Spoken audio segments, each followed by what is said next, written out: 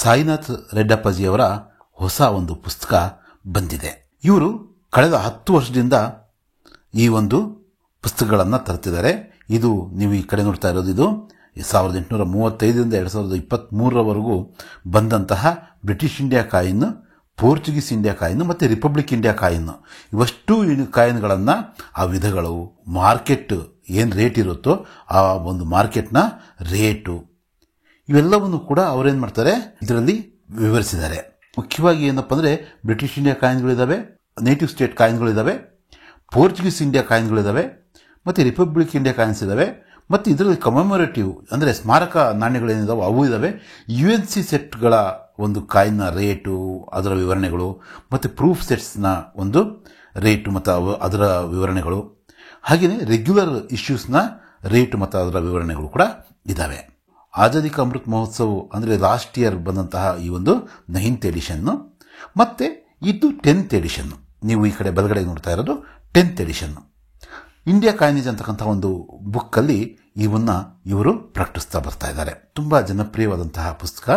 Coin ಮಾರತಕ್ಕಂಥವ್ರು, ಕೊಳ್ತಕ್ಕಂಥವ್ರು, ಸಂಗ್ರಾಹಕರ ಮಧ್ಯದಲ್ಲಿ ಇದಕ್ಕೆ ತಂದೆ ಆದಂತಹ ಒಂದು ಬೆಲೆ ಇರತಕ್ಕಂಥ ಈ ಪುಸ್ತಕ.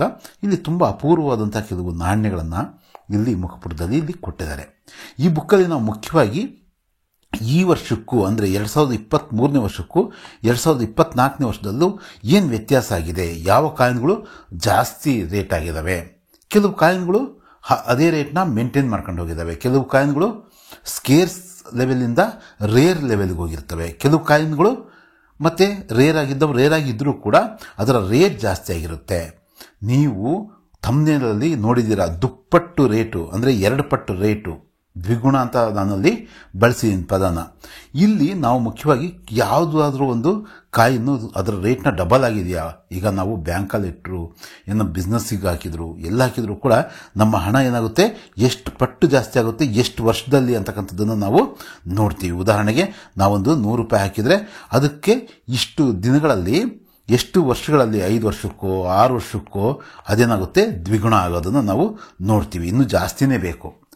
ಆದರೆ ಇಲ್ಲಿ ಕೆಲವು ಕಾಯಿನ್ಗಳಿದ್ದಾವೆ, ಒಂದೇ ವರ್ಷದಲ್ಲಿ 50,000 ರೂಪಾಯಿ ಇರ್ತಕ್ಕಂಥ ಒಂದು ಕಾಯಿನ್ನು ಒಂದೇ ವರ್ಷದಲ್ಲಿ 1 ಲಕ್ಷ ರೂಪಾಯಿ ಆಗಿದೆ. ನಾವು ಬೇಕಾದ್ರೆ ಇದನ್ನು ಈ ರೀತಿ ಭಾವಿಸ್ಬೋದು. ಅಂದರೆ ಇದರಲ್ಲಿ ಸ್ವಲ್ಪ ಕೆಲವು ಯೂಟ್ಯೂಬರ್ಸ್ಗಳ ಪ್ರಕಾರ, ಕೆಲವು ಸಂಗ್ರಾಹಕರ ಪ್ರಕಾರ ಇದರಲ್ಲಿ ಜಾಸ್ತಿ ರೇಟ್ ಕೊಟ್ಟಿರ್ತಾರೆ ಅಂತಕ್ಕಂಥ ಒಂದು ವಾದ ಇದೆ. ಇನ್ನೊಂದು ವಾದನೂ ಇದೆ, ಇದರಲ್ಲಿ ತುಂಬ ಕಡಿಮೆ ರೇಟ್ನ ಕೋಟ್ ಮಾಡ್ತಾರೆ ಸಾಯಿನಾಥ್ ರೆಡ್ಡಪ್ಪ ಅವರು ಅಂತಕ್ಕಂಥದ್ದು ಕೂಡ ಒಂದು ವಾದ ಇದೆ. ಅಂದರೆ ಈ 2 ವಾದದ ಮಧ್ಯದಲ್ಲಿ ಎಲ್ಲೋ ಬಂದು ನಾವು ನಿಲ್ಲಬೇಕಾಗುತ್ತೆ. ಅಂದರೆ ನಾವು ಮಾರಾಟಕ್ಕೆ ಹೋದಾಗ ಇದರ ಬೆಲೆಗೆ ಅಂತ ತುಂಬ ಕಡಿಮೆ ರೇಟಿಗೆ ನಮಗೆ ಅವ್ರು ಕಾಯಿನ್ ಕೇಳ್ಬೋದು. ನಾವೇನನ್ನು ಕೊಳ್ಳೋದಕ್ಕೆ ಹೋದಾಗ ಇದರಲ್ಲಿ ಇರ್ತಕ್ಕಂಥ ಬೆಲೆಗಿಂತ ಜಾಸ್ತಿ ಬೆಲೆಗೆ ನಮ್ಮ ಹತ್ರ ಅವರು ಆ ಮಾರಾಟಗಾರರು ಎಕ್ಸ್ಪೆಕ್ಟ್ ಮಾಡಬಹುದು. ಒಟ್ಟಾರೆ ಇದು ಹೀಗಂತಕ್ಕಂಥದ್ದಲ್ಲ. ಅಂದರೆ ಇದರಲ್ಲಿ ಜಾಸ್ತಿ ಕೊಟ್ಟಿದ್ದಾರೆ ರೇಟ್ ಅಂತಕ್ಕಂಥವರು ಇದ್ದಾರೆ, ಇದರಲ್ಲಿ ಕಡಿಮೆ ಕೊಟ್ಟಿದ್ದಾರೆ ಅಂತಕ್ಕಂಥವ್ರು ಕೂಡ ಇದ್ದಾರೆ. ಸರಿ, ಯಾವುದಾದ್ರೂ ಆಗಲಿ. ಆದರೆ ಇದು ಜಾಸ್ತಿ ಅನಿಸಿದ್ರು ಕಡಿಮೆ ಅನಿಸಿದ್ರು 50,000, 1 ಲಕ್ಷ ಜಾಸ್ತಿ ಅನಿಸಿದ್ರು ಕಡಿಮೆ ಅನಿಸಿದ್ರು ಕೂಡ, ಅಂದರೆ ಅದು ಯಾವ ರೇಟ್ ಇತ್ತು ಅಂತಂದರೆ 50,000 ಇತ್ತು ಅಂದರೆ ಈಗ 1 ಲಕ್ಷ ಆಗಿದೆ ಅಂದರೆ ಅವ್ರ ಪ್ರಕಾರ ಅದು 30,000 ಅಂತ ಅಂದ್ಕೊಳ್ಳೋಣ. ಈ ಒಂದು ಕಾಯಿನ್ನ ಬೆಲೆ 30,000 ಅಂತ ಅಂದ್ಕೊಳ್ಳೋಣ, 30K ಅಂತ. ಇದು ಡಬಲ್ ಆಗಿದೆ ಅಂದರೆ ಈಗ 60K ಆಗಿದೆ ಅಂತ ಲೆಕ್ಕ. ಇಲ್ಲ, ಇದು 60,000ದ್ದು 50,000 ಅಂತಲೇ ಕೋಟ್ ಮಾಡಿದ್ರು ಲೇಖಕರು ಅಂತ ನಾವು ಅಂದ್ಕೊಂಡ್ರೆ ಈಗ ಅದು 60,000 ಅಂತ ಅವ್ರ ಲೆಕ್ಕದ ಪ್ರಕಾರ ಈಗ 1.2 ಲ್ಯಾಕ್ ಆಯಿತು. ಅಂದರೆ ಡಬಲ್ ಆಗಿರ್ತಕ್ಕಂಥದ್ದನ್ನಂತೂ ನಾವು ಅಲ್ಲಿಗೆಳೆಯೋಕ್ಕಾಗಲ್ಲ. ಯಾವ ಕಾಯಿನ್ ಅದು ಡಬಲ್ ಆಗಿರ್ತಕ್ಕಂಥದ್ದು, ಮತ್ತು ಹಾಗೆ ಇರ್ತಕ್ಕಂಥ ಕಾಯಿನ್ಗಳು ಯಾವುವು, ಮತ್ತು ರೇಟ್ ಕಡಿಮೆ ಆಗಿದ್ದಾವೆ. ವಿಶೇಷ ಅಂದರೆ ಕೆಲವು ಕಾಯಿನ್ಗಳ ರೇಟ್ ಕಡಿಮೆ ಆಗಿದೆ, ಅದನ್ನು ಕೂಡ ನಾವು ಈ ಎಡಿಷನಲ್ಲಿ ನೋಡೋಣ. ನಾನು ಇಲ್ಲಿ ಹೇಳೋದಂದರೆ, ನಿಮ್ಮಲ್ಲಿ ಬೇರೆ ಬೇರೆ, ನಮ್ಮಲ್ಲಿ ಬೆಂಗಳೂರಲ್ಲೂ ಕೂಡ ಬೇರೆ ಬೇರೆ ಅಂಗಡಿಗಳಿದ್ದಾವೆ. ಫಾಲ್ಕನ್ ಗ್ಯಾಲರಿ ಇರ್ಬೋದು, ಮತ್ತೊಂದು ಇರ್ಬೋದು, ಮಗದೊಂದು ಇರ್ಬೋದು, ಅಥವಾ ಎಕ್ಸಿಬಿಷನ್ಗಳು ಈಗ ನಡೀತಿದ್ದಾವೆ, ಸಾಲು ಎಕ್ಸಿಬಿಷನ್ಗಳು. ಅದರಲ್ಲೂ ಕೂಡ ಈ ಪುಸ್ತಕವನ್ನು ನಾವು ಒಂದು ಇದರಲ್ಲಿ ಮುದ್ರಣ ಆಗಿರ್ತಕ್ಕಂತಹ ದರಕ್ಕಿಂತ ಒಂದು 10-20% ಕಡಿಮೆ ರೇಟಿಗೆ ನಾವು ಈ ಒಂದು ಕಾಯಿನ್ ಬುಕ್ನ ಕೊಂಡ್ಕೋಬಹುದು. ನಾವು ಇಲ್ಲಿ 1 ಪೈಸೆಯ ಒಂದು ಕಾಯಿನ್ನ 2023ರ ಬುಕ್ ಇದು 2024ರ ಬುಕ್ಕು ಇಲ್ಲಿದೆ ನೋಡಿ, 2024ರ ಬುಕ್ಕು. ಇಲ್ಲಿ ಒಂದು ರೇರ್ ಕಾಯಿನ್ ಇದೆ, 1953ರ ಒಂದು ರೇರ್ ಕಾಯಿನ್ ಇದೆ. ಆ ಕಾಯಿನ್ನು ಎಷ್ಟಿತ್ತು, 25,000 ರೂಪಾಯಿ ಇತ್ತು ರೇರಲ್ಲಿ. UNCಯಲ್ಲಿ 1 ಪೈಸೆ ಕಾಯಿನ್ನು, 1 ಪೈಸೆ ಕಾಯಿನ್ನು 1953ರ ಕಾಯಿನ್ನು ಎಷ್ಟಿತ್ತು? 25,000 ರೂಪಾಯಿ ಇತ್ತು. ಈಗ ಎಷ್ಟಾಗಿದೆ? ಹೈದರಾಬಾದ್ನ ಮಿಂಟ್ನ ಕಾಯಿನ್ ಇದು. ಈಗ ಎಷ್ಟಾಗಿದೆ ನಾವಿಲ್ಲಿ ಗಮನಿಸ್ಬೋದು, 35,000 ಆಗಿದೆ.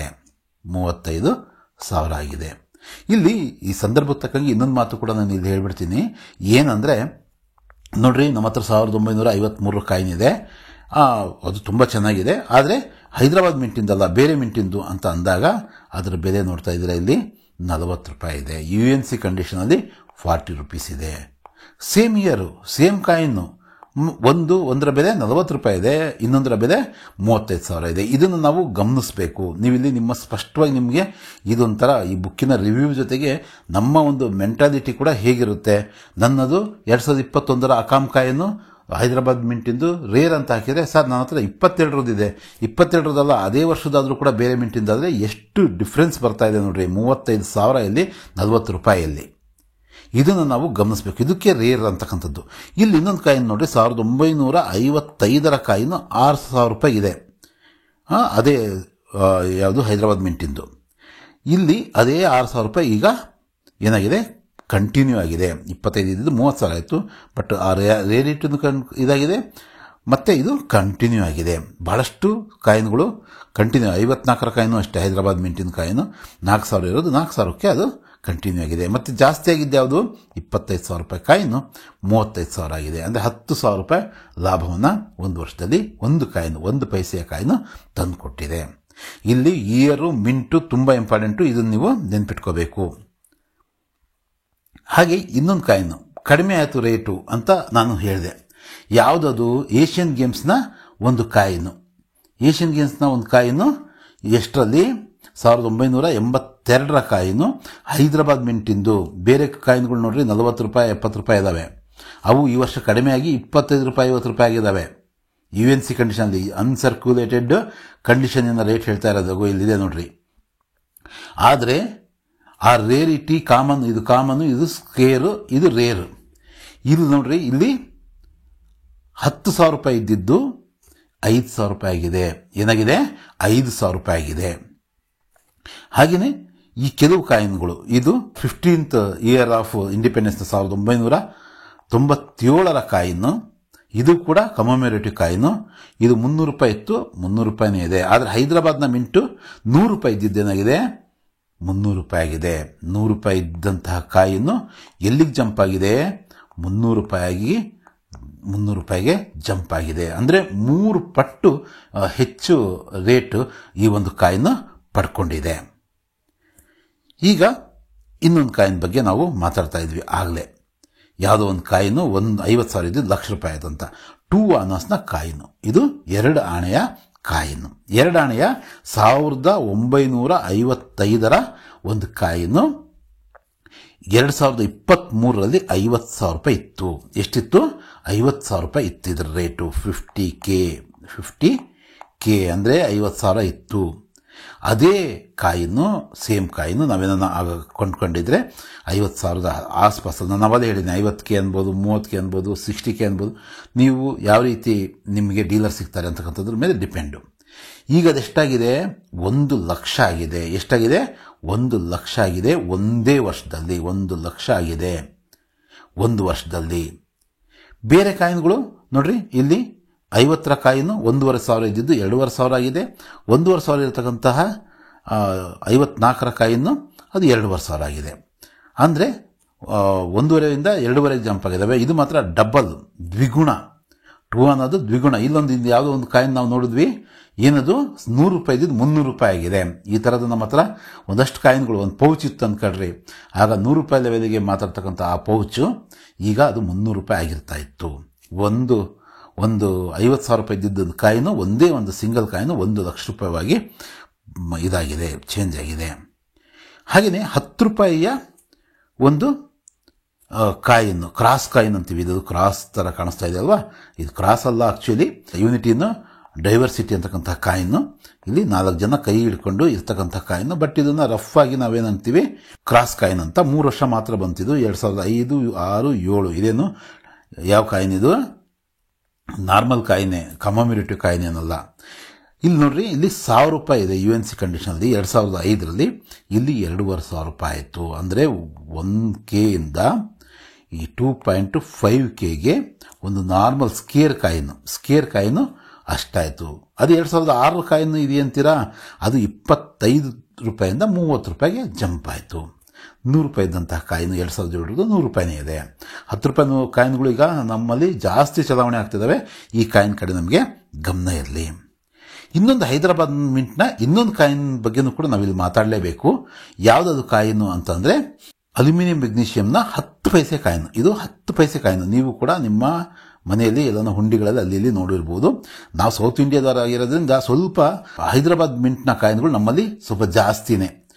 ಅದೇ ಕಾಯಿನ್ ಬಗ್ಗೆ ನಾವೀಗ ಮಾತಾಡ್ತಾ ಇರೋದು. ವಿಶೇಷ ಏನಪ್ಪ ಅಂದರೆ ನೋಡ್ರಿ, ಇಲ್ಲಿ ಈ ಕಾಯಿನ್ನ ರೇಟ್ನ ನೀವು ನೋಡ್ತಾ ಇದ್ದೀರಾ, ನಾನು ಇಲ್ಲಿ ಹೈಲೈಟ್ ಮಾಡ್ತಾ ಇದ್ದೀನಿ. ಈ ಕಾಯಿನ್ನು 1000 ರೂಪಾಯಿ ಇತ್ತು ಲಾಸ್ಟ್ ಇಯರು. ಇದರ ಬೆಲೆ 1000 ರೂಪಾಯಿ. ಇದರ ಬೆಲೆ ಎಷ್ಟಿತ್ತು? 1000 ರೂಪಾಯಿ ಇತ್ತು. ಈಗ ಎಷ್ಟಾಗಿದೆ? 3000 ರೂಪಾಯಿ ಆಗಿದೆ. 3 ಪಟ್ಟು ಜಂಪ್ ಆಗಿದೆ. ಈ ಕಾಯಿನ್ಗಳನ್ನ ನಾವು ಪೌಚಲ್ಲಿ ಹಾಕಿ ಅದು ಕೆಡದಂಗೆ ಇಟ್ಟರೆ, ಅದು ಯು ಎನ್ ಸಿ ಕಂಡೀಷನಲ್ಲಿದ್ದರೆ, ಹೋದ ವರ್ಷ 1000 ರೂಪಾಯಿಗೆ ನಾವು ಏನಾದರೂ ಅದನ್ನು ಎಕ್ಸಿಬಿಷನ್ಗಳಲ್ಲೋ ಅಥವಾ ಡೀಲರ್ಗಳಿಂದ ಕೊಂಡ್ಕೊಂಡಿದ್ರೆ, ಈಗ ಹತ್ರ 3000 ರೂಪಾಯಿ, ಬೇಡ ಬಿಡ್ರೆ ಇನ್ನೂ 500 ರೂಪಾಯಿ ಕಡಿಮೆ ತಗೊಳ್ಳಿ ಯಾರಾದರೂ, ಎಷ್ಟು 3000 ರೂಪಾಯಿಗೆ ಇದಾಗ್ತಿತ್ತು. ಯಾಕೆ? ನಾಣ್ಯಗಳನ್ನು ಸಂಗ್ರಹ ಮಾಡಿರಿ. ನಮ್ಮಲ್ಲಿರ್ತಕ್ಕಂಥ ನಾಣ್ಯಗಳನ್ನು, ಅದು ನಮ್ಮ ಸಂಸ್ಕೃತಿಯ ಒಂದು ಭಾಗ, ನಮ್ಮ ಪರಂಪರೆಯ ಒಂದು ಭಾಗ. ಅದನ್ನು ತೆಗೆದಿಟ್ಟು ನಾವು ಮುಂದಿನ ಪೀಳಿಗೆಗೆ ತಲುಪಿಸಬೇಕಾದಂಥದ್ದು ನಮ್ಮ ಕರ್ತವ್ಯ. ಈ ಒಂದು ಕೆಲಸವನ್ನು ನಾವು ಮಾಡೋದ್ರ ಬಗ್ಗೆ ನಾವು ಯೋಚನೆ ಮಾಡಬೇಕು. ಇದೇ ಕಾಯಿನ್ ಇದೆ ಸರ್, ಬಟ್ ಇಲ್ಲಿ ಮಿಂಟ್ ಮಾರ್ಕು ಏನಂತ ಸ್ಟಾರ್ ಇಲ್ಲ. ಯಾವುದಿದೆ? ಡೈಮಂಡ್ ಇದೆ. ಡೈಮಂಡ್ ಅಂದರೆ ಯಾವುದು? ಬಾಂಬೆ ನೋಡ್ರಿ, ಇಲ್ಲಿ 30 ರೂಪಾಯಿ ಇದೆ ಯು ಎನ್ ಸಿ ಕಂಡೀಷನಲ್ಲಿ. ಇಲ್ಲಿ 40 ರೂಪಾಯಿ ಇದೆ. 30 ರೂಪೀಸ್ ಇತ್ತು, 40 ರೂಪೀಸ್. ಅದು ಜಾಸ್ತಿ ಆಗಿದೆ. ಆದರೆ ಹೈದರಾಬಾದ್ ಮಿಂಟ್ನ ಕಾಯಿನು ಹೇಗೆ ಜಾಸ್ತಿ ಆಗಿದೆಯೋ ಹಾಗೆ ಜಾಸ್ತಿ ಆಗಿಲ್ಲ. 10 ರೂಪಾಯಿ ನಾಣ್ಯದ ಬಗ್ಗೆ ನೀವು ಮಿಂಟ್ ನೋಡೋ ಅವಶ್ಯಕತೆಯೇ ಇಲ್ಲ. 2005 ಅಂತಿದ್ರೆ ಆಯಿತು. ಎಲ್ಲವೂ ಕೂಡ ನೋಯ್ಡಾದಿಂದನೇ ಬಂದಿರತಕ್ಕಂಥದ್ದು. ನೋಯ್ಡಾ ನೋಡ್ತಾ ಇದ್ದೀರಾ? ನೋಯ್ಡಾದಿಂದ ಮಿಂಟ್ ಆಗಿರ್ತಕ್ಕಂಥವು ಡಾಟ್ ಇರುತ್ತೆ, ಸ್ವಲ್ಪ ದೊಡ್ಡ ಡಾಟ್ ಇಲ್ಲಿರುತ್ತೆ. 2005, 6, 7 ಅದ್ರ ಕೆಳಗಡೆ, ಇಸ್ವಿಯ ಕೆಳಗಡೆ ಡಾಟ್ ಇರುತ್ತೆ. ಒಂದೇ ಇದಾಗಿರೋದು ನಾವು ಇಯರನ್ನು ನೋಡಿದರೆ ಸಾಕು. 2005 ಅದು ಇವತ್ತಿನ ದಿನಕ್ಕೆ ಯು ಎನ್ ಸಿ ಕಂಡೀಷನ್ 2500 ರೂಪಾಯಿ ಒಂದು market estimated rate. Cross coin ಇನ್ನೊಂದು. ಈ ಕ್ರಾಸ್ ಕಾಯಿನ್ ಬಗ್ಗೆ ಮಾತಾಡೋದು ಅದೇ ಥೀಮ್ನಿಂದ ಬಂದಿರತಕ್ಕಂತಹ 2007ರಲ್ಲಿ ಅಷ್ಟೇ ಬಂದಂತಹ ಒಂದು ಕಾಯಿನು. ಅದು 2000 ರೂಪಾಯಿ ಇತ್ತು. ಎಷ್ಟಿತ್ತು? 2000 ರೂಪಾಯಿ ಇತ್ತು ಅಷ್ಟೇ. ಈಗ ಎಷ್ಟಾಗಿದೆ? ಇದು ಕೂಡ ಹೆಚ್ಚು ಕಡಿಮೆ 3 ಪಟ್ಟು, 5.5K. ಅಂದರೆ ಎಷ್ಟು? 2000 ಇದ್ದಿದ್ದು 5,500 ರೂಪಾಯಿ ಆಗಿದೆ. ಒಂದು ವರ್ಷಕ್ಕೆ ಇದು ಜಾಸ್ತಿ ಆಗಿರ್ತಕ್ಕಂಥದ್ದು. ನಾನು ದ್ವಿಗುಣ ಅಂತ ಹಾಕಿರ್ತಕ್ಕಂಥದ್ದಕ್ಕಿಂತ ದುಪ್ಪಟ್ಟಂದರೆ 4,000 ಆಗಬೇಕಾಗಿತ್ತು. ದುಪ್ಪಟ್ಟದ 3 ಪಟ್ಟು ಜಾಸ್ತಿ ಆಗಿರ್ತಕ್ಕಂಥ ಕಾಯಿನ್ಗಳನ್ನು ಕೂಡ ನೀವು ಇಲ್ಲಿ ನೋಡ್ತಾ ಇದ್ದೀರಾ. ಇದು ಕೂಡ ನೋಡಿ, 1000 ರೂಪಾಯಿಂದ 3,000 ರೂಪಾಯಿಂದ 3 ಪಟ್ಟು, 2-3 ಪಟ್ಟು ಜಾಸ್ತಿ ರೇಟ್ ಆಗ್ತಾ ಇದೆ ಒಂದು ವರ್ಷಕ್ಕೆ.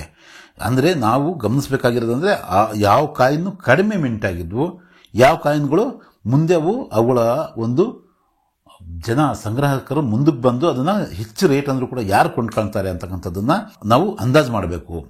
ಕೆಲವು ನಾವು ಈಗಾಗಲೇ ಒಂದು ಮಾತು ಹೇಳಿದ್ವಲ್ಲ, ಈ 4 ಆಣೆ ಬಗ್ಗೆ ಮಾತಾಡಬೇಕಾದ್ರೆ ನೋಡ್ರಿ, 10,000 ರೂಪಾಯಿ ಇದ್ದಂಥ ಕಾಯಿನು 5,000 ರೂಪಾಯಿಗೆ ಇಳಿತು. ಯಾಕಂದರೆ ಅವು ಮಾರ್ಕೆಟಿಗೆ ಹೆಚ್ಚು ಸಂಖ್ಯೆಯಲ್ಲಿ ಬಂದಿರ್ತವೆ.